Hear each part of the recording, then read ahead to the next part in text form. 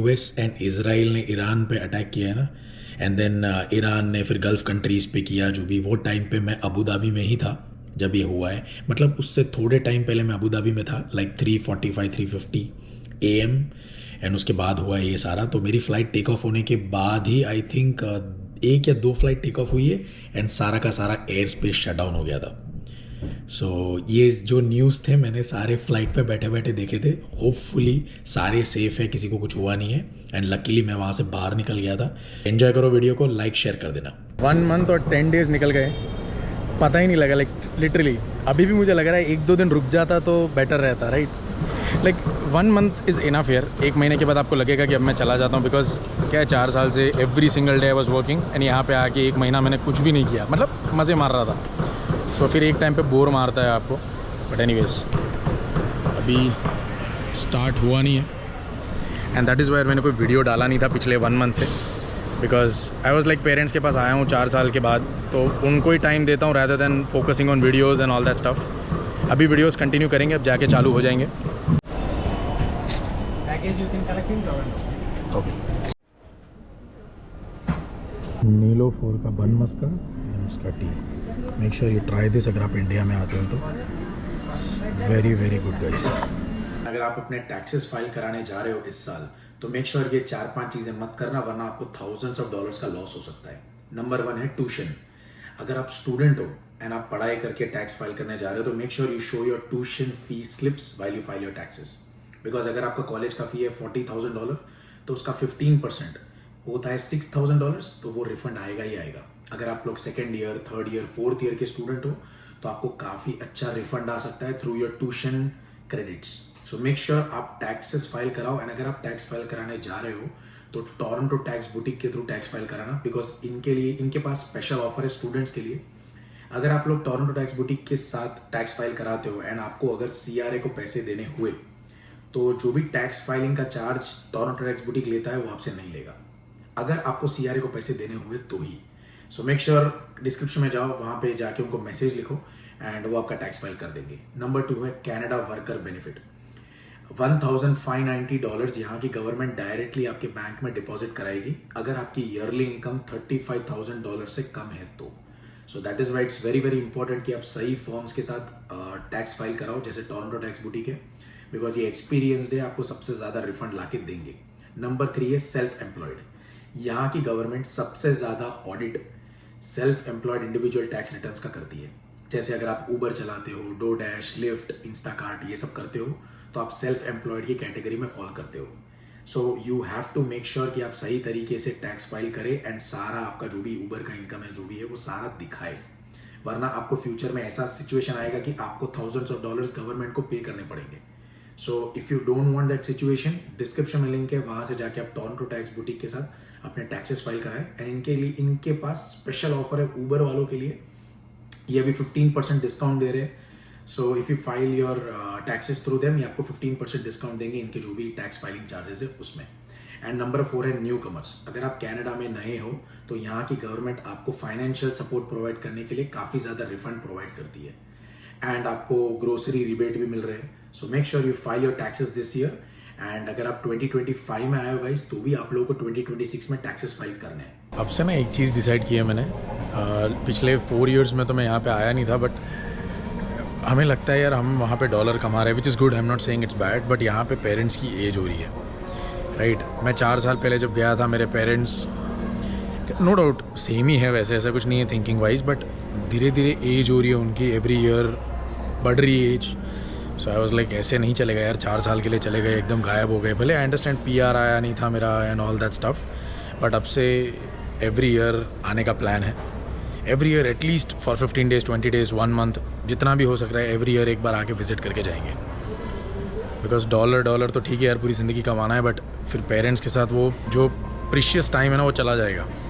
ये अभी हेल्दी है, एवरीथिंग इज़ गुड, बट एक एज के बाद क्या होता है कि you know right, problem start हो जाते हैं कुछ ना कुछ बॉडी में, ये वो, तो वो टाइम पे फिर वो क्वालिटी टाइम स्पेंड नहीं कर पाऊँगा। So that's what I was thinking. I don't no यार कितने लोग मेरे से एग्री करेंगे, कितने नहीं करेंगे, बट कमेंट में बताओ आपको कभी ऐसा फील हुआ है 4 साल बाद जब आप जाते हो कि यार पैसा तो ठीक है, बट पेरेंट्स का बहुत ज़्यादा टाइम मैं नहीं स्पेंड कर पा रहा हूँ उनके साथ। फ़ोन पे बात होती है, आई अंडरस्टैंड, बट जब आप मिलते हो ना, वो एक अलग होता है as compared to that of phone पे बात करना.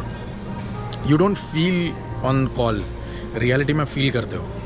सो एवरी ईयर अब मेरा प्लान है, एवरी ईयर विंटर्स के अंदर हम एटलीस्ट फॉर अ मंथ यहाँ पे आ जाएंगे.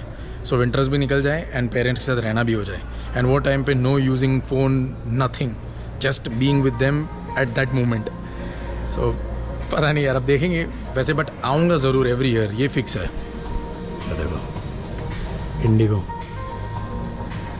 मेरे को कल एक्चुअली क्या हुआ था, परसों इमरजेंसी में I had to go to Ahmedabad and then come back to Hyderabad. तो एक ही दिन में मैंने सुबह में 8 o'clock का फ़्लाइट लिया और 10 o'clock अहमदाबाद पहुंचा, फिर काम फिनिश किया दोपहर में, एंड देन नाइट में मैं 9 o'clock का मेरा फ़्लाइट था हैदराबाद. सो वहाँ पे क्या हुआ था, फ़्लाइट में कोई टेक्निकल इश्यू आ गया था. So everyone started getting frustrated. Technical issue में हम नहीं बैठने वाले भाई, तो बंदे जाके झगड़ने लग गए क्योंकि लोगों को इंडियन एयरलाइंस पर भरोसा ही नहीं रहा. मतलब इंडियन एयरलाइंस से इंडिगो सबसे ज़्यादा चलता है इंडिया में, राइट. एयर इंडिया है, वो तो हमें पता ही है किस तरीके का एयर इंडिया. एंड देन एक और एयरलाइंस थी. ये 3 ही एयरलाइंस इंडिया में ज़्यादातर चलती है डोमेस्टिक, अगर मैं बताऊँ तो. सो बाहर जाके बंदे बोलने लग गए कि नहीं, अगर ये ठीक भी हो गया तो हमें नहीं बैठना है, हमें दूसरा प्लेन दो, ये करके. एक बंदा बोल रहा था टेक्निकल का गारंटी क्या है कि ये प्लेन उड़ेगा. मैंने इंस्टाग्राम पे डाला था, काफ़ी सारे लोगों के रिएक्शन आए थे उसके ऊपर. सो 9:15 का प्लेन रात में 11 बजे टेक ऑफ किया है, मतलब 1.5-2 hours का डिले हुआ था. So that was different. And हमें दूसरा प्लेन दिया था, जो प्लेन टेक्निकल फॉल्ट वाला था ना, वो साइड में रख दिया एंड हमें कोई और प्लेन में भेजा था वो लोगों ने, बिकॉज बहुत बवाल मच गया था वहाँ पे.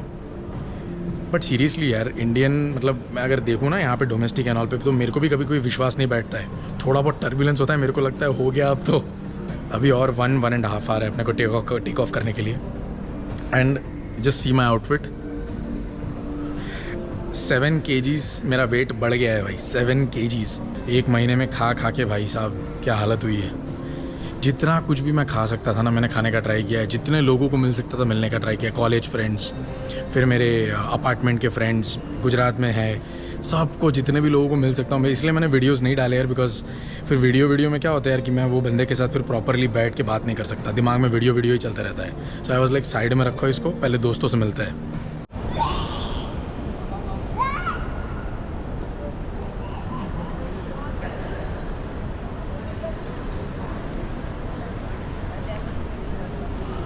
क्या एयरपोर्ट है यार, रात के 1 बज रहे हैं, 1 AM हो रहा है अभी, मतलब Dubai time. I don't even know India में कितना बज रहा है अभी. शेख लोग परफ्यूम कौन सा लगाते हैं यार.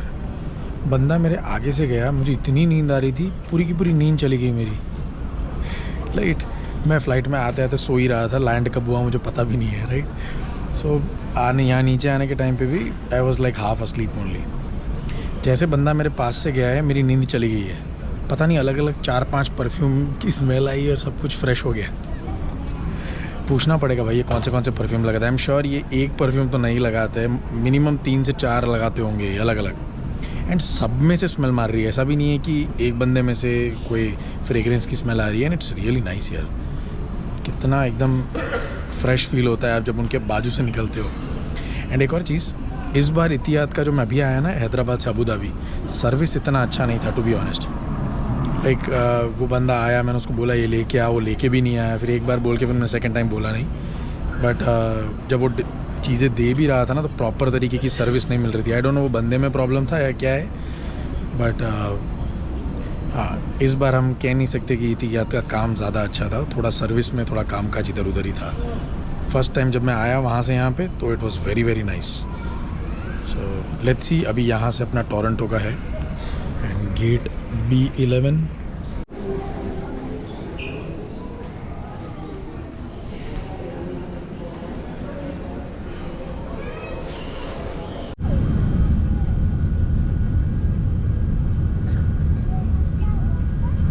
टोरंटो यार, सारा बैग वैग सब ले लिया है. एंड इमिग्रेशन बहुत स्मूथ था गाइस. परमानेंट रेसिडेंसी का क्या इतना कोई सीन नहीं होता है. अब जब जाते हो परमानेंट रेसिडेंसी कार्ड रखना है वहाँ पे, बारकोड एंड एक स्लिप निकलता है. वो स्लिप आपको खाली इमिग्रेशन में प्रोवाइड करना है.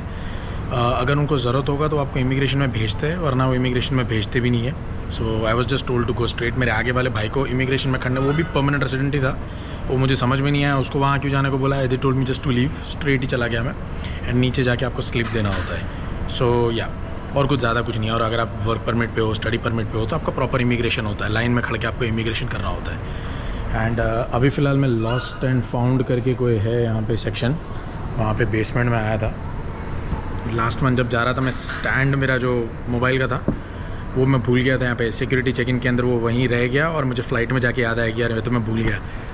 सो दे टोल्ड मी शायद पड़ा हो, 1 मंथ तक की चीज़ें रखते नहीं हैं हम, बट अगर आप ट्राई करो, पूछ लो नीचे जाके, अगर रहा हो तो ठीक है। ये बार कोड स्कैन किया है, आइटम का डिस्क्रिप्शन दिया हुआ है सारा।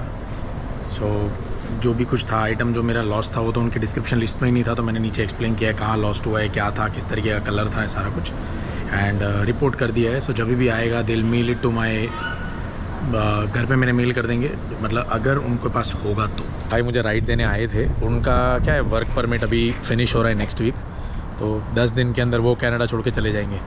तो उससे मैं वही बात कर रहा था कि क्या करना है, क्या किस तरीके से है। तो ही इज़ लाइक मैं इंडिया जाके ट्राई करूँगा रादर देन यहाँ से, बिकॉज़ यहाँ पे थोड़ा डिफ़िकल्ट हो जा रहा है। वो एक्चुअली वीडियो में नहीं आना चाहता यार, मैंने उसको बोला वीडियो में आके बताएगा, तो बोलता है कंफर्टेबल नहीं हूँ मैं। सो दैट्स वाई मैं आप लोगों को बता रहा हूँ। आई एम श्योर यार मेरी जो वीडियो देखते हैं उसमें बहुत सारे लोगों का वर्क परमिट फिनिश हो रहा होगा, इस तरीके का होगा। तो ये भाई तो इंडिया जा रहे हैं and I don't know Tesla ली है इसने, तो अभी क्या करेगा कार का मैं उसको पूछता हूँ, बट ऑब्वियसली सेल ही करेगा और क्या करेगा, बिकॉज पता नहीं है जाएगा कितने टाइम के बाद वापस आएगा, वहाँ जाके अप्लाई करेगा। इसके पास तो इंडिया में एक्सपीरियंस है, तो आई एम श्योर कि इंडिया जाके इसको जॉब मिल जाएगा। बट जिन लोगों के पास इंडिया में एक्सपीरियंस नहीं है, पता नहीं वो लोगों का क्या होने वाला है। So I just say one thing यार, थोड़ा स्ट्रॉन्ग रहो, ट्राई करते रहो यहाँ जो हो सकता है वो। एंड बाकी और क्या, और एक और चीज़, जब मैं इंडिया गया था ना, इंडिया से जब मैं आया था कलर डाउन हो गया था, यहाँ पे आके थोड़ा गोरा होने लग गया हूँ मैं। पोल्यूशन की वजह से क्या है, वहाँ कलर बहुत ज़्यादा डार्क हो गया था मेरा, गुजरात में एंड ऑल एरियाज़ में। यहाँ पे तो एज़ यूजुअल।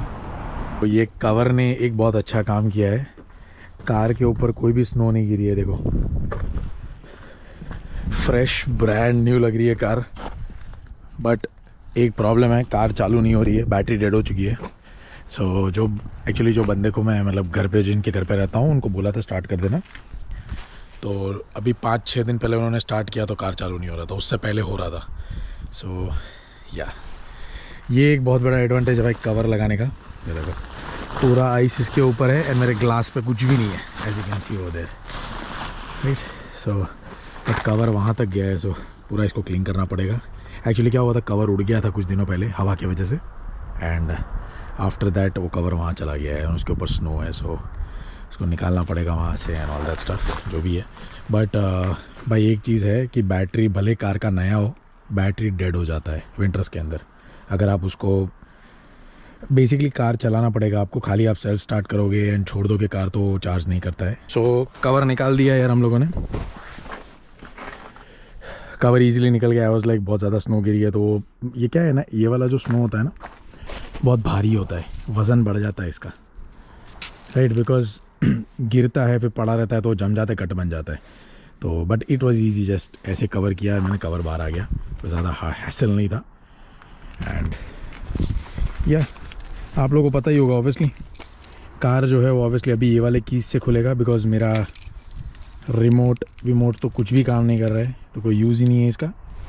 सो ये कीज़ से मैंने इसको ओपन किया, देन इसको अंदर डाल के I open the gate, I kept my bag and everything inside, and जो कवर था वो भी पीछे मैंने लगाया, सारा ऑर्गेनाइज कर दिया।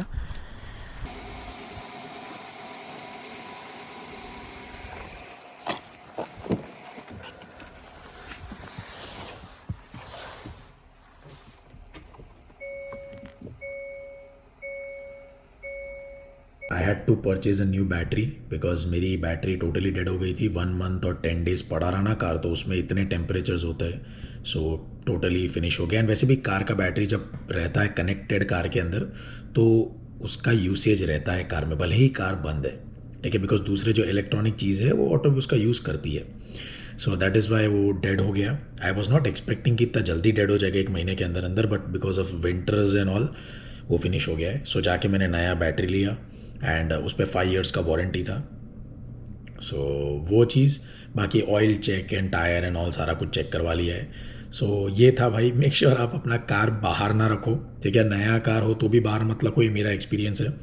कहीं इंडोर रखो, या अगर बाहर रखते भी हो तो किसी को बोलो कि भाई चला के आ जाए एवरी 4-5 days के अंदर, ताकि कार सही रहे। राइट, अगर कोई है चलाने वाला तो, नहीं है तो फिर इंडोर कहीं पे रख दो। एंड मैंने जैसे आपको स्टोरेज बताए थे ना सारे, कार के सेल्फ स्टोरेज और वो सब, वहाँ पे कहीं पे अंदर रख दो जहाँ पे टेम्परेचर कंट्रोल होते हैं, थोड़ा ज़्यादा पैसा देके। तो जब वापस आओगे तो कार नॉर्मल अच्छी कंडीशन में रहेगा, बैटरी एंड ऑल सही रहेगा। कैसा लगा ज़रूर कमेंट में कमेंट करके बताना। ये था मेरा इंडिया टू कनाडा का जर्नी। वैसे कुछ खास था नहीं एक्सेप्ट द जो भी वहाँ पे अपना अबू धाबी के अंदर चीज़ें हुई। लकीली हम पहले निकल गए, वरना मैं वहीं अटक जाता है, पता नहीं क्या क्या होता मेरे साथ। ये बिकॉज यार वापस यहाँ नहीं आ पाऊँगा। एक तो कंपनी में मैंने बोला हुआ है कि मैं मंडे से ज्वाइन हो जाऊँगा, तो वो एक दिक्कत, प्लस पता नहीं है वापस कब आएंगे उसका भी श्योरिटी नहीं है। बिकॉज कभी भी वर्ल्ड वॉर होता है दो कंट्रीज़ के बीच में, तो यू नेवर नो क्या होगा। एयर स्पेस शट डाउन हो गया है, सो बड़ी दिक्कतें हो जाती है भाई। लकीली हम 3:45 AM को ही उड़ गए थे वहाँ से। ये सब तो सुबह में हुआ है, सो हम बाहर थे तब तक, जब तक ये हुआ तब तक।